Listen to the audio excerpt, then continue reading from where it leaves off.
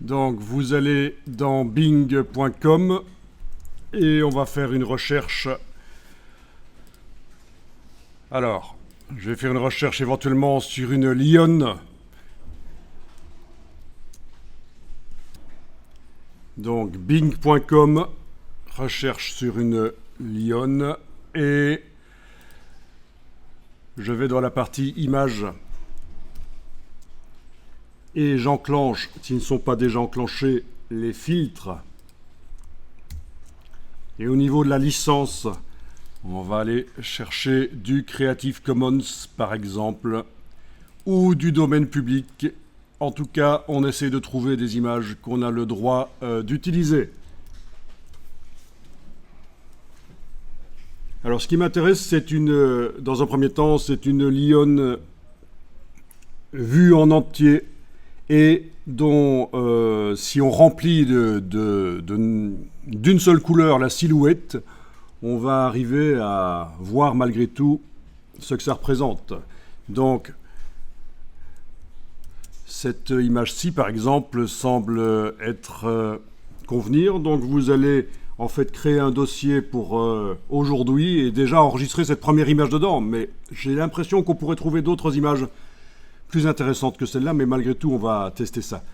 Donc, je vous rappelle, quand vous avez cliqué sur l'icône dans Bing, il va falloir demander d'afficher l'image en grand avec le bouton « Afficher l'image ». C'est pour ce bouton qui permet d'afficher l'image en haute définition qu'on est dans Bing et pas dans Google. Parce que dans Google, ils ont dû l'enlever pour des raisons juridiques. Vous faites un clic droit sur l'image, enregistrez l'image sous.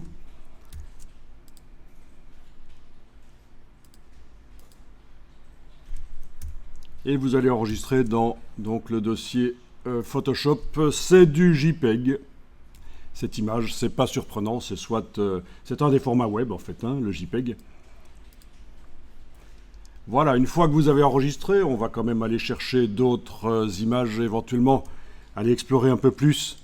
Donc il va falloir revenir à l'onglet précédent qui montrait l'image avec le bouton afficher l'image. Et si je suis revenu sur cet onglet, c'est pour quitter ça avec la croix, pour revenir à tous les résultats, pour pouvoir scroller et aller voir s'il n'y a pas d'autres images qui montrent une lionne. Et donc je vous rappelle, l'idée ici c'est... Oui, celui-là est jaune, mais ça peut passer quand même, c'est sympa. L'idée ici c'est de réfléchir. Parce qu'on va faire du graphisme avec Photoshop dans un premier temps, on va tenter de faire des motifs, on va tenter de modifier ça. Donc l'idée c'est de réfléchir. Si je voyais le sujet de la photo entièrement en une seule couleur, est-ce que je reconnaîtrais encore ce que c'est? À mon avis, dans ce cas-ci, oui. On verra encore ce que c'est, donc je vais ici l'afficher.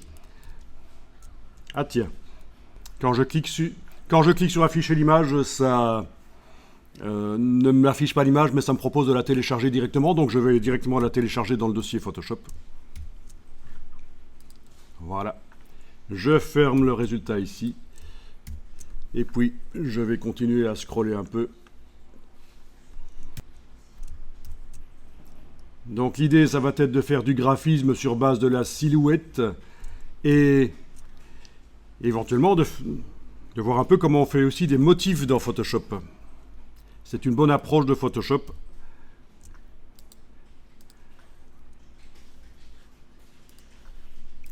Alors, dans les recherches dans Bing, j'ai pas demandé ici d'avoir des images d'une certaine précision minimum. Dans les filtres, j'ai juste demandé du Creative Commons pour avoir des images que j'ai le droit d'utiliser. C'est un peu plus complexe que ça. Il faut voir si commercialement on a le droit d'utiliser, si on a le droit de modifier. Il y a différents types de Creative Commons.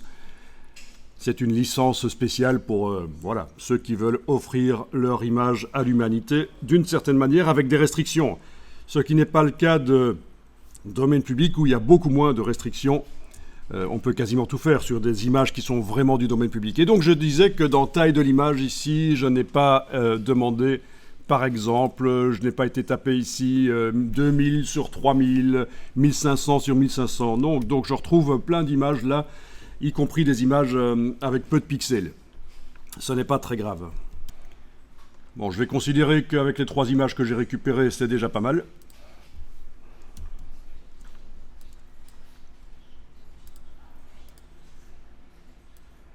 Donc, voilà les images que j'ai trouvées. Je pense que les 3 sont très... comment dire oui, ben c'est très explicite. C'est-à-dire que si la silhouette était en une seule couleur, on reconnaîtrait encore ce que c'est. Alors ça, c'est une astuce en publicité. En publicité, par exemple, ici, j'ai recherché dans Google. Ça, vous ne faites pas, je vous montre juste... j'ai recherché des publicités sur les parfums, par exemple, et je regarde un peu. Et en principe,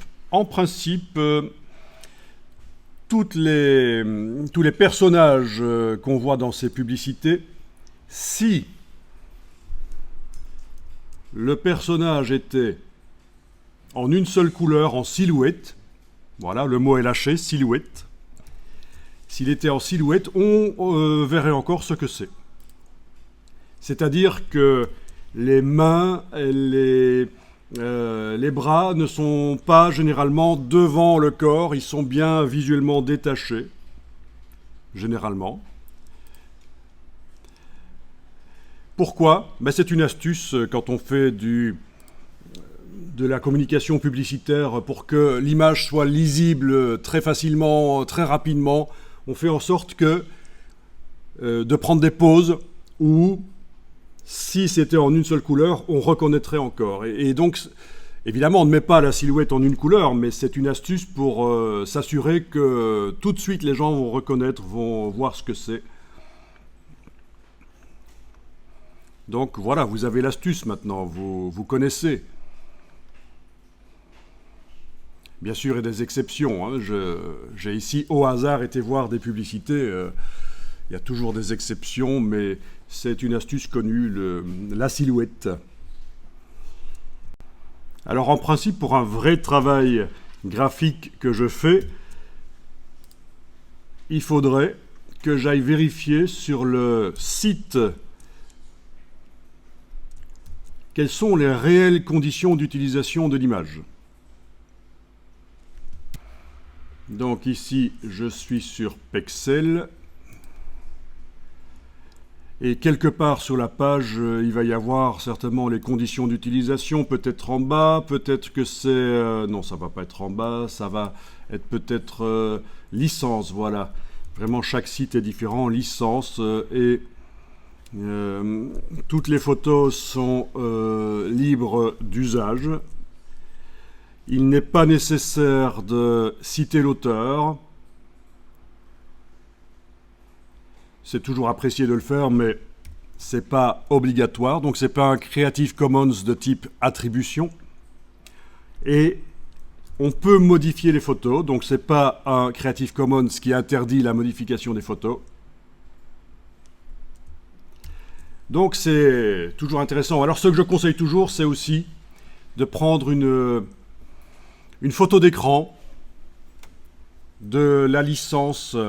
déjà de prouver que la photo était sur ce site-là, d'une manière ou d'une autre, et de faire une photo d'écran de la licence, comme ça, si par...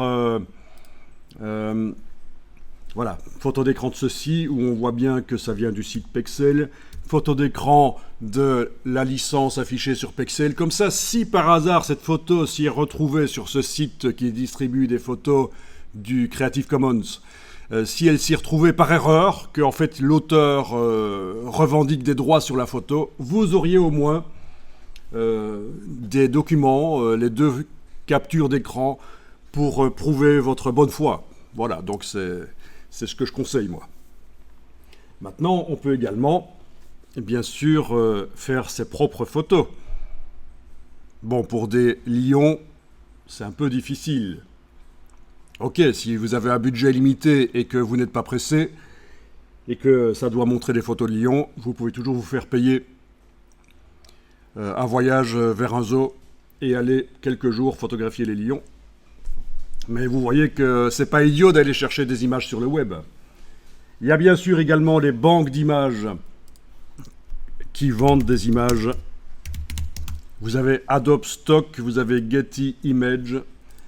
Donc c'est une autre possibilité pour trouver des images. Après, il faut les payer, celles-là. C'est payant et en fonction de l'usage qu'on en fait. Là, je suis sur Getty Images. C'est une des banques d'images connues, il y en a plein. Il va falloir les payer en fonction de l'usage qu'on en fait. À quel point on la diffuse, à quel point on la diffuse dans le monde, quelle est la couverture géographique, en combien d'exemplaires. Vous avez aussi Adobe Stock pour les photos.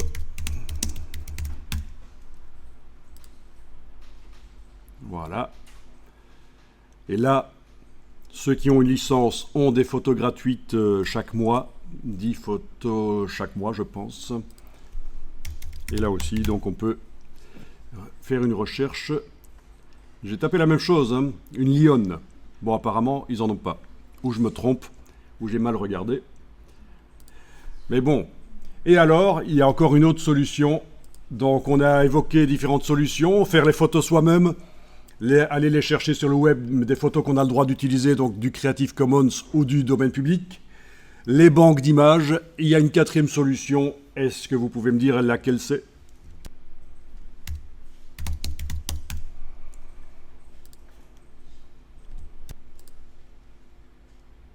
Donc, si je veux une lionne dans Midjourney, quelqu'un a déjà utilisé Midjourney ici ou d'autres intelligences artificielles pour générer des images? Levez les mains.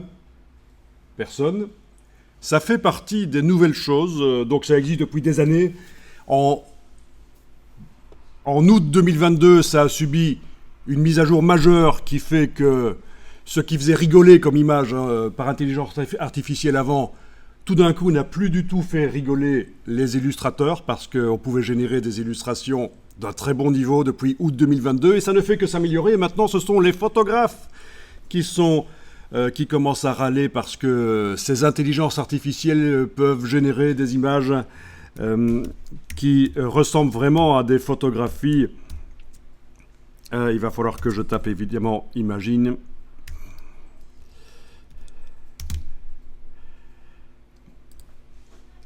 Et que je tape ce que je veux. Bien sûr, il faut normalement taper beaucoup plus que ça, il faut être plus précis. Quoi qu'il en soit, rien qu'en tapant ça, il va me générer des images de lionne. Ce sera peut-être moche, mais c'est pas grave. Si c'est moche, je redemanderai qu'il réessaye. Il est en train de réfléchir, calculer là. Donc il est en train de générer des images qui n'ont jamais existé. Et il se base pour ça sur des milliards d'images qu'il possède et qui sont décrites dans son système de manière algorithmique. Bien, donc tout ça c'est pas mal. On pourrait dire qu'il y en a une des quatre qui est bien et commencer à lui demander des variantes éventuellement, mais je vais voir si je pourrais pas quand même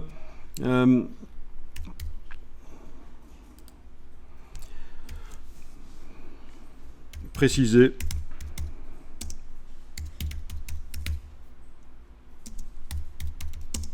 On va essayer ça. Après les prompts, les requêtes comme ça, on peut les concevoir par une autre intelligence artificielle, genre ChatGPT. C'est très très puissant. Là, j'utilise ça vraiment de manière ultra basique pour l'instant, la démonstration que je vous montre là. Voilà, je lui ai demandé une lionne qui marche, j'ai précisé full body éventuellement, et c'est ce que j'obtiens. Là, il est en train de calculer. Pourquoi c'est flou au départ? Parce qu'il fait émerger le détail du flou. C'est tout le principe de la diffusion, en fait. Donc vous ne connaissiez pas ça. Mais c'est quand même une révolution industrielle, l'intelligence artificielle. Bon, ça c'est pas mal. Je vais quand même demander qu'il me refasse... Et je vais préciser éventuellement que c'est une vue du côté que je veux. On va voir s'il comprend ce que je veux dire. Eh bien, ça fonctionne. C'est incroyable. Des lionnes vues de côté. Elles font un peu... Ouais, elles sont déjà sur fond blanc, ça fait un peu... image de synthèse, mais bon, ça passe quand même. Ah tiens. Alors là, il faut décider laquelle est correcte, laquelle nous plaît. Donc, éventuellement, je vais dire que c'est la première qui m'intéresse. Je vais lui demander pour voir s'il ne peut pas nous produire différentes variantes de cette première. Ah tiens, il n'a pas voulu le faire. On va voir. Donc il est en train de faire des variantes de l'image numéro 1. C'est ce que je lui ai demandé en cliquant sur V1. Ce genre de choses, vous pouvez essayer. C'est accessible gratuitement, de manière limitée, mais c'est quand même accessible gratuitement. Donc il a fait des variantes de la lionne qui marche. Voyons un peu quelles sont les variantes. C'est au niveau de la position... Oui, la tête, c'est pas les mêmes yeux. Vous voyez, la tête regarde vers ici, voilà. Et donc je pourrais continuer comme ça. Si je me dis, tiens, la version 4, c'est la plus intéressante, je vais lui demander de faire une variante de la version 4. Voilà. Et petit à petit, je vais arriver à une image qui me convient de mieux en mieux. Et je pourrais aussi ajouter, c'est ce que j'ai fait tout à l'heure d'ailleurs, ajouter des mots quand je fais une requête, ajouter des mots supplémentaires. Voilà ce qui nous a produit. Il est toujours en train de calculer, je pense, parce que là, ce n'est pas... Non, elles ne sont pas terribles au niveau qualité. Si, ça va mieux. Voilà, elles sont bien affichées. Voilà, donc la tête est tournée comme la version 4 précédente. Hein, par rapport aux autres têtes, c'était la seule qui regardait plutôt vers sa droite. Et donc, je lui ai demandé des variantes et elles regardent quasiment toutes vers leur droite. Voilà. À partir d'un certain moment, il faut décider quelle est la bonne version. Je vais dire par exemple c'est la version 2 ici, puisque ça se lit comme ça. Version 1, 2, et puis en bas, 3, 4. Donc c'est la version 2 qui m'intéresse et je vais lui demander d'en faire une version upscalée, donc une version avec plus de pixels. Voilà. Cette fois-ci c'est sur le U que j'ai cliqué. Ah, je vais recliquer. Voilà, il est en train, cette fois-ci, de upscaler, de multiplier les pixels dans la version 2. Et voilà la version avec plus de pixels. Voilà. Ce que je vais faire, pour que vous ayez accès à ça aussi, c'est que je vais la mettre en accès sur un serveur et vous allez pouvoir la télécharger. Comme ça, en plus de vos images, vous aurez celle-là et... vous pourrez la voir de plus près. Donc il me propose de l'ouvrir dans un navigateur web. La voilà. Alors, je vais faire un clic droit, enregistrer l'image sous, et l'enregistrer dans mon dossier ici. Et je vais voir si je sais vous faire de l'adresse ici, un bit.ly. Parce qu'en principe, j'ai une licence... Midjourney qui me permet de générer autant d'images que je veux chaque mois. Par contre, elles sont publiques. Ce n'est pas des images qui sont privées. Si je voulais que les images que je génère soient privées, il faudrait que je paye le double. Voilà. Donc là, c'est public. Alors, à qui appartient cette image? Elle appartient à tout le monde. C'est de l'open source. Donc, tous ceux qui... sur les serveurs Midjourney sont en train de voir parmi les dizaines de milliers d'images qui sont générées chaque minute dans le monde, ils sont en train de voir cette image-là, ils pourraient la prendre et je n'ai rien à dire, je ne suis pas l'auteur. Mais dès que je l'utilise et que je la modifie, c'est une autre histoire. Alors, ces histoires de droits d'auteur et d'images par intelligence artificielle, c'est encore très flou et à définir, mais on peut dire qu'en gros c'est ça. Toute image générée par Midjourney ou Stable Diffusion ou DALL-E ou d'autres sont du domaine public, de l'open source, mais dès qu'on commence à la modifier, on se l'accapare. Et d'ailleurs, il y a des gens qui, sur Adobe Stock, vous voyez les banques d'images qu'on a été voir tout à l'heure, ils vendent des images qu'ils ont générées par intelligence artificielle. Ils les mettent et ils les vendent. Si quelqu'un est intéressé et l'utilise, ça peut s'acheter. La personne qui a mis l'image qu'il a générée par intelligence artificielle va recevoir de l'argent. Donc ici, je disais que je vais tenter par le raccourcisseur d'URL bit.ly de voir s'il accepte que cette URL spéciale de Midjourney soit utilisée dans son système de raccourcisseur d'URL. On va tout de suite le voir dès que je vais coller l'adresse ici. Voilà. Et alors je vais lui donner un nom. Voilà.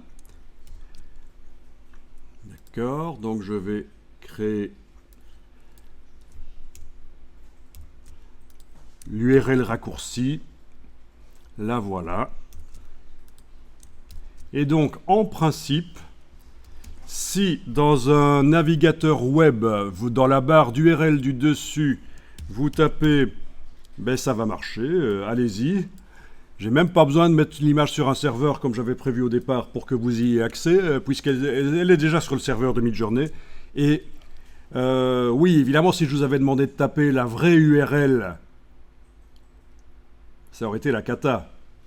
C'est pour ça que je suis passé par bit.ly, le raccourcisseur d'URL. Et donc, si vous tapez exactement ceci dans un navigateur web, vous allez afficher l'image et vous allez pouvoir la télécharger. Voilà, quoi qu'il en soit, on va maintenant ouvrir les images dans Photoshop. Alors, vous n'avez peut-être pas les mêmes images que moi. Ça, j'ai pas précisé tout à l'heure. Il est possible que vous n'ayez pas réussi à trouver les mêmes images que moi, mais si vous avez des choses similaires, ça va passer. On va pouvoir bosser avec ce qu'on a là. Il y a de quoi faire. Je remarque qu'à certains endroits, on a le bout des pattes qui n'existe pas, mais c'est pas grave. Ce sera l'occasion de voir ça.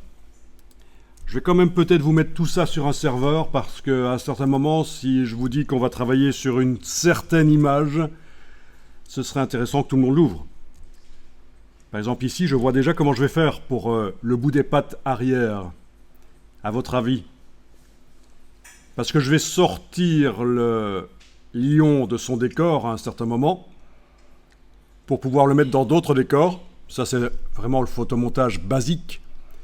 Comment est-ce qu'à votre avis, je vais réussir à gérer ce problème de bout de patte qui manque à l'arrière, là?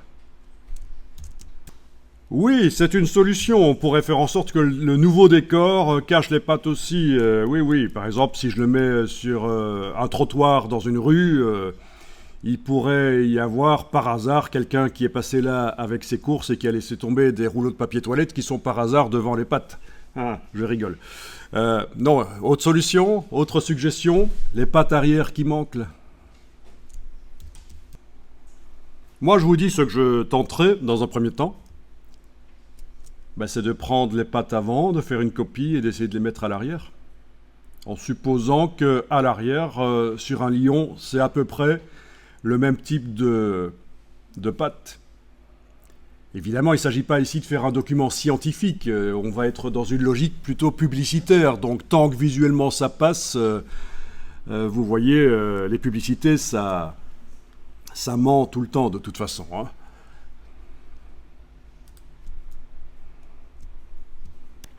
Donc là, sur mon Drive, j'ai créé un dossier ressources Photoshop FGRA 2324. Je vais donc y glisser les photos.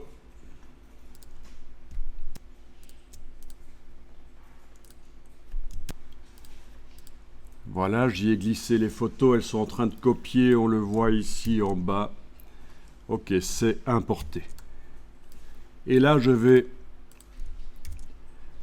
pour que vous y ayez accès et que vous puissiez même le télécharger, je vais demander de partager ce dossier.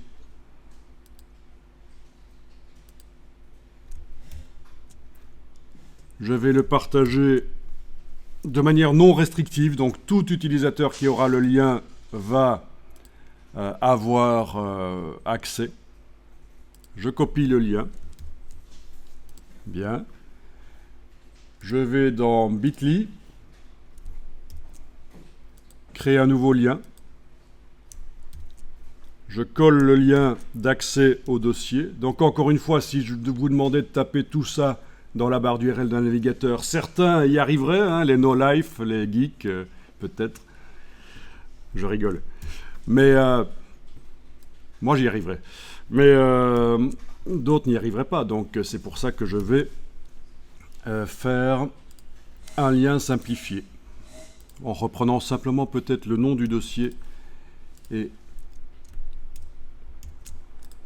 voilà.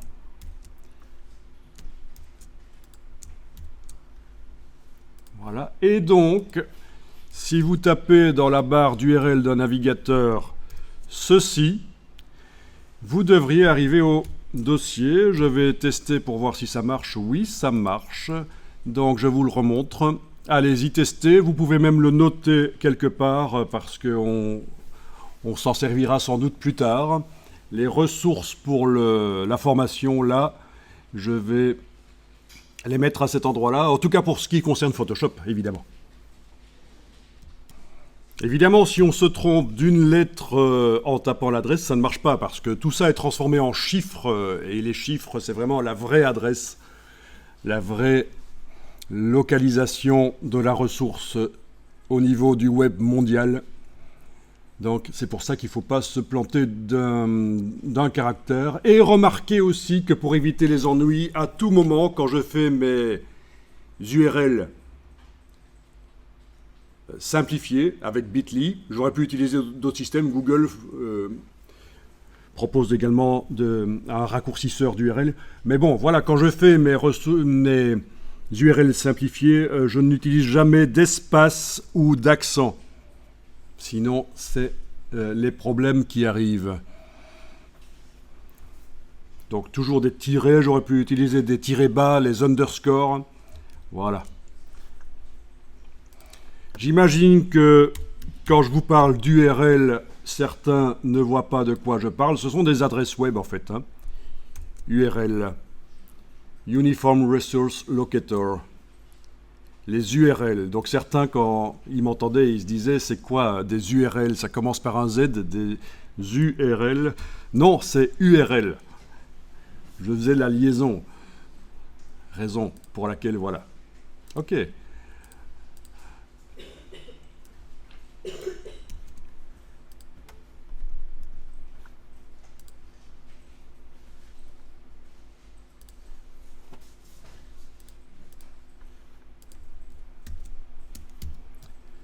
Je vais stocker l'URL dans le dossier d'aujourd'hui.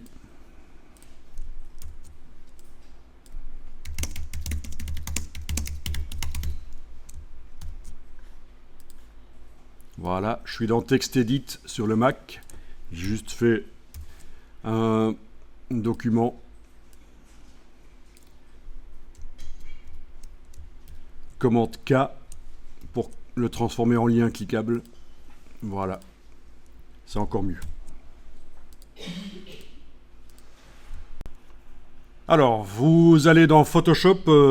Alors moi, j'ai plusieurs Photoshop installés. J'ai la 2023, la 2024. Chez Adobe, on peut installer plusieurs versions. La version la plus récente et d'anciennes versions. Pour différentes raisons, ils proposent de faire ça. Je vais utiliser la 2024, même si vous êtes toujours dans la 2023. Comme ça, vous verrez les différences. S'il y a une différence, vous me le dites. Si je montre quelque chose et que ça ne fonctionne pas chez vous, vous le dites.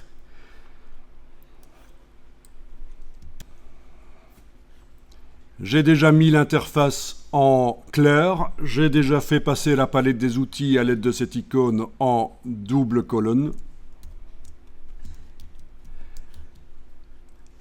Alors, je vous montre quand même une des révolutions dans la version 2024 de Photoshop. Par exemple, je vais ouvrir cette image-là. Vous ne devez pas le faire nécessairement maintenant parce que vous n'avez pas la version 2024. Alors la situation est la suivante. Dans les locaux de l'école, la version 2024 sera installée en septembre 2024. C'est loin. Autrement dit, toute l'année scolaire, là, vous n'allez pas la voir, vous serez coincé avec la 2023. Par contre, votre licence Adobe, chez vous, sur votre ordinateur portable, vous pouvez installer la version 2024. Ici, je vous montre... Bon, il y a un petit problème d'affichage ici, dû au système... Ah, d'accord, je vois, ok, on a quand même un sérieux problème. Bien, je vais essayer de remettre à zéro Photoshop ici, pour voir un peu d'où vient le problème, parce que c'est pas logique que ça fasse ça. Parfois, j'ai l'impression d'être dans un sketch de Las Palais, tellement aujourd'hui, ça foire pas mal.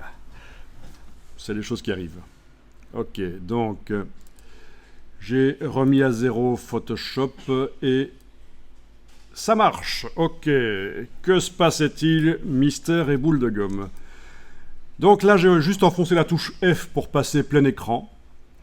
Et je vous montre juste une révolution dans Photoshop, c'est le outpainting qui existe depuis plus d'1 an dans certains logiciels d'intelligence artificielle, mais enfin, dans Photoshop, l'intelligence artificielle a été intégrée. Et là, je suis en train, avec l'outil de recadrage, vous ne devez pas le faire parce que vous n'êtes pas dans la version 2024, là maintenant tout de suite, mais si vous avez la version 2024 à un certain moment sous les yeux, vous pouvez tester. Avec l'outil de recadrage, j'ai été agrandir la zone vers le haut et vers la droite. C'est un choix comme ça. Ça paraît logique, hein, vu le positionnement de l'animal dans la photo. Tiens, je pourrais aussi peut-être un peu agrandir vers la gauche et la droite. Je suis en train de faire de la composition, là. Je me dis que l'animal, tel qu'il regarde là, ce serait bien qu'il soit positionné à cet endroit-là de la nouvelle image grande. Je valide avec le petit V. Je vais prendre l'outil de sélection et je vais sélectionner, par exemple, il faut que je morde un peu sur le décor actuel et je vais sélectionner cette partie-là, voilà. Et puis j'ai le remplissage génératif, c'est la nouvelle barre, voilà. Voilà. Remplissage génératif. Si je ne dis pas ce que je veux obtenir, comme je le faisais dans Midjourney, et que je clique directement sur générer, ça devrait inventer la suite du décor.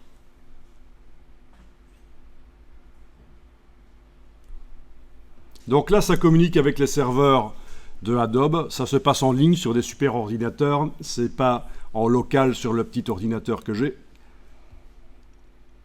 Voilà. Ah, il a quand même agrandi. Si je regarde... Et j'ai différentes variantes, en fait.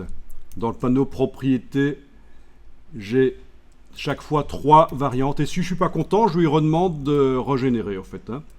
C'est assez incroyable. C'est un changement majeur au niveau des manipulations d'images. C'est un changement majeur. Et donc, si je vous montre avec ou sans ce qui vient d'être ajouté, voilà, on avait ça, il a ajouté ça. Je vais ici le faire pour le côté gauche. J'ai fait une petite sélection là. On va voir ce qu'il va nous trouver.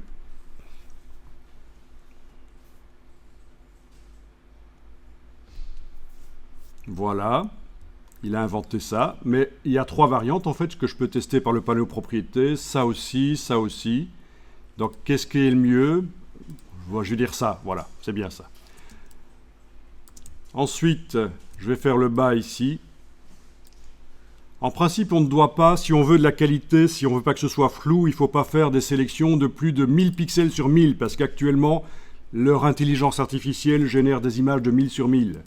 Donc si je fais des grands remplissages de plus de 1000 pixels sur 1000, ça sera un peu flou. Ce qui n'est pas grave là, parce que de toute façon, le décor, il est flou à l'arrière. Le focus, la mise au point sur la lionne, Voilà. Alors j'ai aussi 3 versions que je peux choisir là dans le panneau propriété. Voyons un peu ça. Là, là. Dingue ça, hein?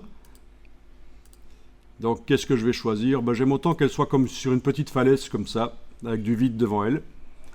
Je vais ici générer le dessus, tout d'un coup, pourquoi pas. Voilà. Donc le remplissage génératif généré.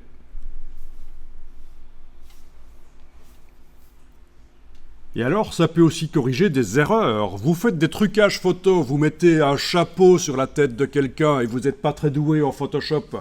Si vous entourez la partie problématique, il va vous proposer des solutions. C'est assez dingue. Voilà, donc 3 propositions ici qu'il me donne. Comme vous voyez, je suis en train donc de cliquer dans le panneau propriété sur les 3 propositions. Et si je ne suis pas content, je reclique sur générer. Et il me refait. Bon, finalement, je trouve que les arbres, ils sont pas plus mal comme ça, voilà. Bien. Et bien sûr, on peut avoir de l'in-painting. Ça, c'était du out-painting. Je vous montre sur le web pour ceux qui ne voient pas trop comment ça s'écrit. C'est du out-painting. C'est grâce à ça qu'on a repris, ben voilà, bel exemple, des peintures traditionnelles, très connues, comme la Dame à la perle ici, qui est un petit tableau, pour ceux qui s'y connaissent en histoire de l'art, et automatiquement, l'IA a généré, de différentes manières, des décors. Le out-painting, c'est assez dingue. Même chose pour Mona Lisa. L'IA peut inventer, la version net arrive, voilà, l'IA peut inventer ce qui n'existait pas. C'est totalement la folie. Le out-painting. Alors, ici, je vais faire du in-painting. Je vais lui demander de mettre... un corbeau qui... Comment dire? Qui vole. On va voir. Hein. Si j'ai... c'est bien comme ça qu'on dit corbeau en anglais, un crow. Voilà. Voilà, il m'a mis ça. Et il y a d'autres versions que je peux choisir.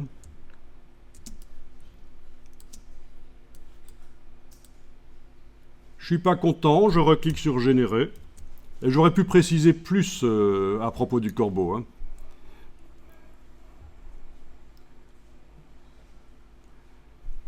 Et donc, en plus des 3 versions qu'il m'a déjà faites, il m'en a fait d'autres. Tiens, celui-là, c'est Zarbi. Celui-là, il n'est pas vraiment en train de voler, c'est foireux. Ok, en voilà un qui vole. Et voilà, et à l'infini, je peux lui demander de régénérer.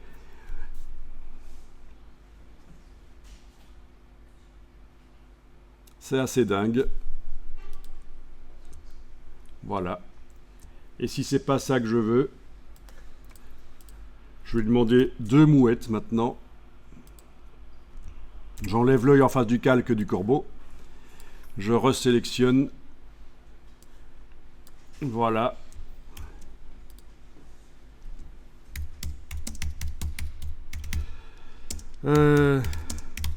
Peut-être avec du pain dans le bec. C'est typique des mouettes.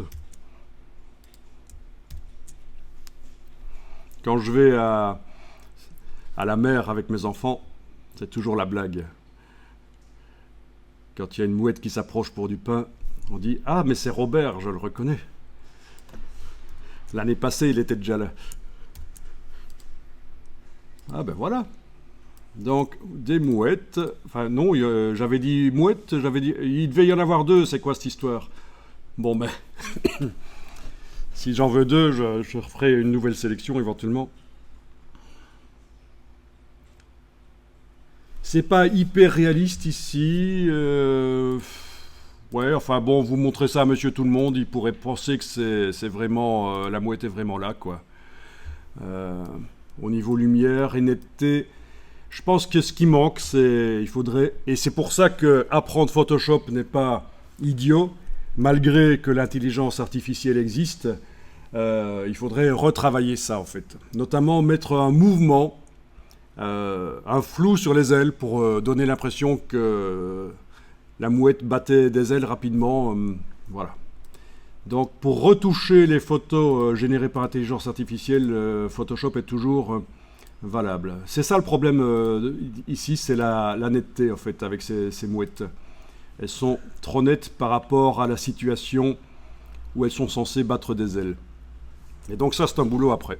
Enfin vous avez vu un peu comment ça fonctionne dans Photoshop, c'est assez dingue.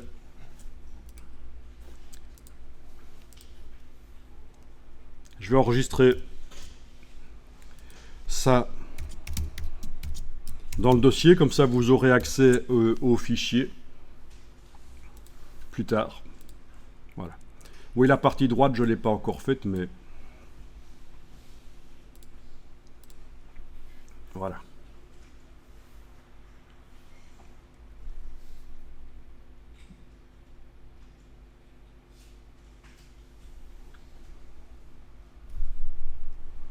Ok.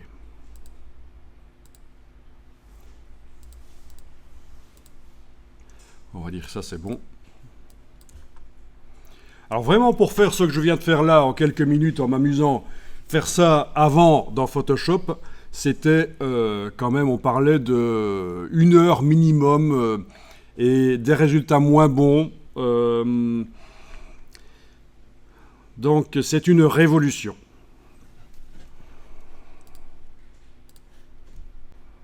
Et donc ce qu'on vient de faire là, c'est du in-painting. Il ne s'agit pas d'inventer ce qu'il y a à l'extérieur, il s'agit de mettre des choses à l'intérieur. Le in-painting qui permet notamment, on le voit ici, il y a plein d'exemples, de reconstituer sur une photo endommagée, reconstituer le visage automatiquement par l'intelligence artificielle. Voilà, c'est assez dingue. De changer les vêtements, oui.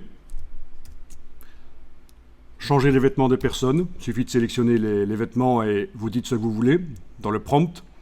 Il va vous remplacer une veste, un veston par un t-shirt ou des choses comme ça.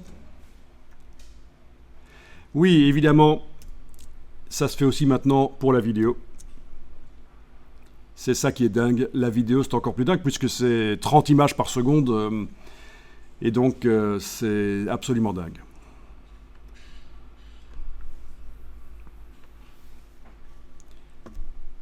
En général, dans un mariage, la personne qu'on supprime de la photo, c'est pas la mariée. Mais bon, techniquement, très facile de faire du in-painting comme ça. Ok.